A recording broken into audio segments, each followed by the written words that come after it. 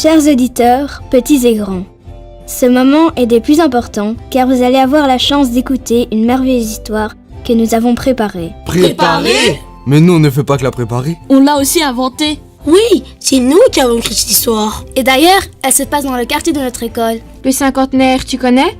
Attendez, on ne va pas tout leur dévoiler. Il ne faut pas mettre la charrue avant les bovidés. Nous devons par le début commencer, faire nos exercices pour bien articuler et échauffer nos voix pour bien raconter. Vous êtes prêts à vous lancer ? On peut y aller ? Non, attends. Moi, j'aurais besoin d'un verre d'eau avant de commencer à raconter. Oui, et moi, il faut que j'enlève mon pull. J'ai beaucoup trop chaud. Oui, et ben moi, je dois absolument y aller. Bah où ? Aux toilettes, tiens. Allons, ne soyons pas dissipés. Buvez, courez vous alléger et soyons concentrés.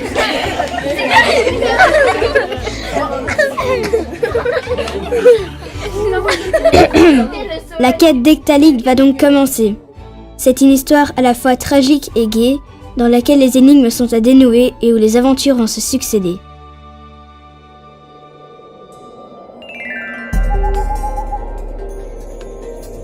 Ectalide, je ne me sens vraiment pas bien, dit Arcturus en arrivant dans la chambre de sa grande sœur. C'est un soir de juillet 2116.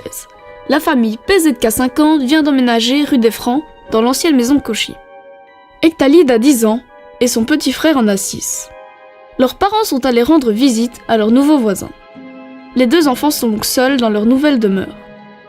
Tout à coup, Arcturus se met à pousser des hurlements perçants en se griffant violemment les bras. C'est horrible, Ectalide, aide-moi, j'ai mal. Hurle le petit garçon. Mais qu'est-ce qui t'arrive ? Demande Ectalide paniquée. Je n'en sais rien, mes bras grattent horriblement tout d'un coup. Ectalide s'approche de son frère. Elle voit que ses bras sont couverts de plaques verdâtres. Ce n'est pas joli à regarder. Tu as touché quelque chose ? Mangé quelque chose ? Mais non, j'étais juste en train de jouer avec la petite boîte que j'ai trouvée dans mon armoire. À ce moment, une petite voix se fait entendre. Moi je sais ce qu'il a, moi je sais ce qu'il a. Ectalide et Arcturus se regardent, puis tournent la tête dans tous les sens. Personne. Et puis, un rire bizarre résonne dans la pièce. Je sais des choses que vous ne savez pas. Mais qui êtes-vous ? Montrez-vous ! Crie Ectalide qui a pris son frère dans les bras pour le protéger. Je suis... La voix vient du côté de l'armoire d'Arcturus. Les enfants regardent et commencent à distinguer une forme. On dirait un enfant d'une 12aine d'années, mais il flotte au-dessus du sol. Vous êtes un fantôme ? Demande Ectalide d'une voix tremblante. On m'appelle Ouloulou. Mais du temps où j'habitais ici, j'étais Louis Cauchy. Et vous êtes dans ma chambre. À ces mots, Arcturus se remet à pleurer et à se frotter les bras. J'ai mal. Ectalide se tourne vers Ouloulou. Et vous savez ce qu'il a ? Il a touché la boîte. Et alors ? Il lui faut le remède. Quel remède ? Où est-il ? Cours, Raoul. Ricade Ouloulou, qui s'approche de sans toucher le sol. Le remède se compose de plusieurs ingrédients, et ils ne sont pas faciles à trouver. Arcturus se remet à pleurer. Calme-toi et écoutons-le, dit Ectalide. Voilà, reprend Ouloulou. Il faudra de la poussière d'or, une larme de verre et un fragment de bois très spécial. Mais c'est impossible, crie Ectalide désespérée. Impossible est un mot inconnu de ma famille. On va y arriver si chacun y met du sien. Que faire ? Arcturus est trop mal en point. Il restera ici. Quant à nous, Ectalide, en route. Je sais où trouver de l'or, ce n'est pas très loin. Suis-moi. Ectalide serre Arcturus dans ses bras et lui demande de les attendre sagement. Où va-t-on ? Au sommet de l'arcade du cinquantenaire, répond Loulou en prenant au passage un petit récipient en verre. Et hop, il traverse le mur. Ectalide crie. Attends-moi, je ne suis pas un fantôme ! Oups ! Et les voilà partis. En quelques minutes, ils sont face aux arcades. Tu la vois ? Demande Loulou. Et ils s'envolent. Et moi ? Lui crie Ectalide. Je vais juste lui parler, j'irai plus vite tout seul. Ectalide le regarde s'envoler et se poser à côté du quadrige. Il semble en grande conversation avec la statue de l'homme tenant les 4 chevaux. Après quelques minutes, il redescend vers Ectalide et lui dit : Pour avoir notre poussière d'or, il nous faut résoudre cette devinette. Elles sont 8 à mes pieds. Que représentent-elles ? Ectalide réfléchit, puis elle court vers une des statues de femmes semblant assise au pied de l'arcade. Liège ! Crie-t-elle avant de se précipiter vers la suivante. En controverse. Je sais, ce sont des villes. Flandre orientale. Crie Ouloulou, qui vient d'arriver devant la 3e statue. Alors non, elles représentent des provinces belges. Veux-tu bien vérifier? Et Ouloulou s'envole, de l'une à l'autre, en lisant la plaque située sur chaque statue. Namur. Hainaut. Luxembourg. Oui, tu as raison. Remonte vite, donnez la solution. Le fantôme se précipite au sommet de l'arcade pour donner la réponse demandée. Ce sont des provinces. C'est exactement ça. Bravo. Dit la statue qui se penche vers Ouloulou. Viens plus près. Elle frotte alors doucement son bras en faisant couler un peu de poussière d'or dans la fiole du fantôme. Et maintenant, peux-tu nous dire où nous rendre? Il nous faudrait une larme de verre. Allez donc faire un tour du côté de la place Van Miel. Je ne peux vous en dire plus. Ouvrez les yeux. Bonne chance. Ouloulou rejoint Ectalide tout fier. La première épreuve est réussie. Et maintenant? Demande Ectalide. Direction place Van Meyer.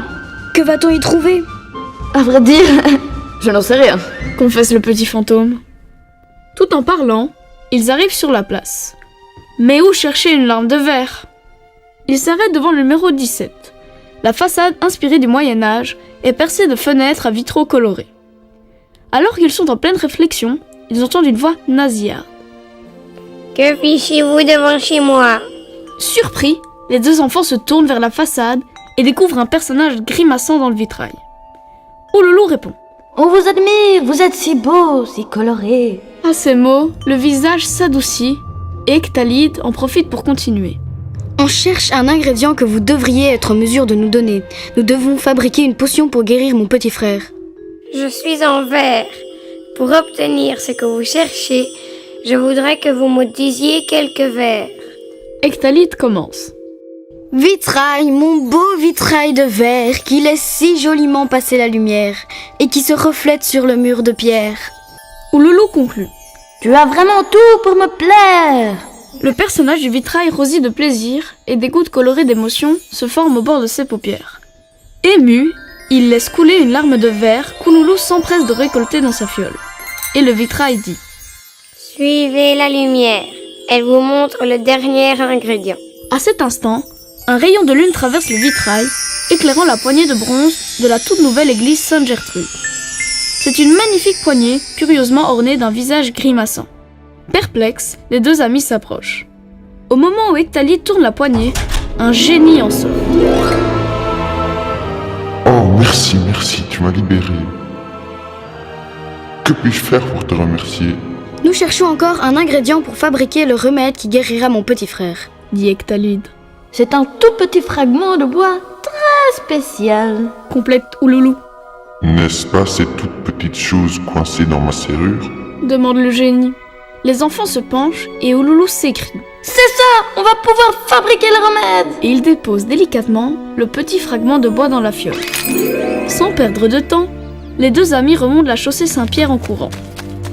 Ouloulou porte un peu Ectalide pour qu'elle monte un peu plus vite les escaliers du mont du Cinquantenaire. Et ils se précipitent à la maison. Ils ont fait vite, heureusement, car Actus commence à délirer. Ectalide rassure son petit frère pendant qu'Ouloulou écrase les ingrédients. Dès que c'est fait, il demande à Acturus d'enlever son pull et étale la fine couche de poussière sur son torse. Le jeune garçon se calme aussitôt et ses taches vertes disparaissent aussi vite qu'elles étaient arrivées. Quel soulagement! À cet instant, la porte d'entrée s'ouvre et on entend. Les enfants, on a plein de choses à vous raconter. Laissez donc vos stupides tablettes. Les trois nouveaux amis se regardent et partent dans un fou rire incontrôlable. C'est sûr, nous on n'a rien à raconter, dit Ectalide.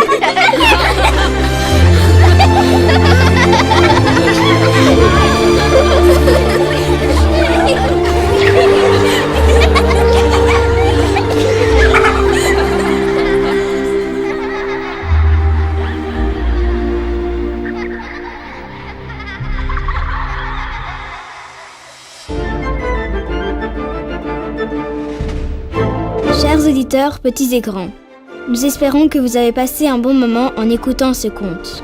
Et d'ailleurs, on va vérifier si vous avez bien écouté. Ah oui, bonne idée, on va leur poser des questions. Des questions pour un champion. Des questions pour un champignon. Alors, les statues de femmes au pied de l'arcade du Cinquantenaire. vous savez ce qu'elle représente? Et Acturius, comment il a attrapé ces boutons? Et la couleur de la culotte d'Ectalide, vous la connaissez? Allons, ne soyons pas dissipés. Je suis persuadée que nos auditeurs ont été captivés et qu'il n'est pas nécessaire de les questionner. Il est temps de se séparer et d'imaginer les prochaines aventures d'Ectalide qu'on pourrait vous raconter. Non, il faut d'abord citer tous ceux qui ont fait du bruitage ou du racontage sur ce CD. Bah ouais, il y a peut-être même des droits d'auteur à toucher. Avec Yousra, Léa, Marie, Sacha, Dimitrios, Déborah, Mariam, Nali, Robin, Thomas, Eddie, Quentin. Jachin Deep, Gratian, Romane, Lucie, Issa, Amina, Usol, Marois, Gaspard, Daniel, Lenny. Augustine. Une histoire imaginée et illustrée par les élèves de première B de l'Institut Saint-Stanislas d'Etterbeek, écrite au cours de français de Madame Warnier, en collaboration avec Madame Vénin.